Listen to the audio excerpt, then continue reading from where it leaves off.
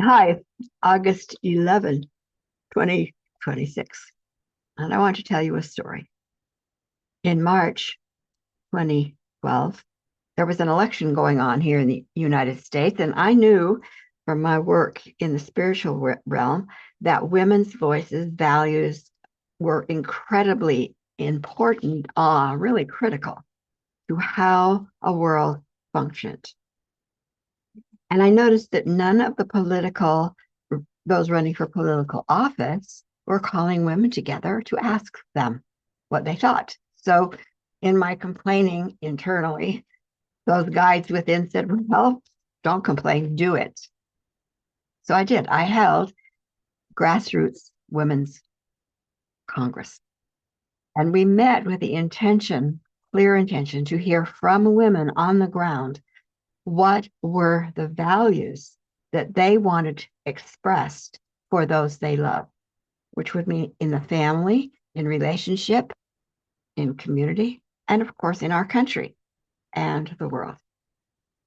They were over the weekend working together in very collaborative listening ways, and I divided them into 6 groups, and they each made a big paper like we used to do to hang on the wall.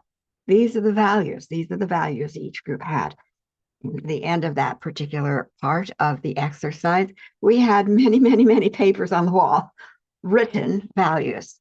And I thought to myself, this isn't collaborative, you think. See, thought to myself, we need to condense those values because some of them kind of say the same thing. So I had them each take papers of another group and condense them and come back. And so when we came back, we had, instead of had 20 pages, we had 6. So then we went into a Congress setting to discuss and then vote. And we were voting by consensus, and it had to be 95% consensus or there was not an agreement. So I made the proposal that we accept the condensed values as our statement. This is what our country life must be foundationed on. There was silence. One woman stood up and she said, this is how it always is in my business settings. I say what I think is valuable and I'm totally ignored. Okay. Another woman of color got up and walked out and she said, this is how it always is, where our voices are always ignored. Okay. And I think there was one other woman who said something like the same thing. And I said, okay, it sounds like that proposal is not going to work. Let's go back. So we brought all of those values. The third one, that's important. She said, I don't see my voice in there. Okay.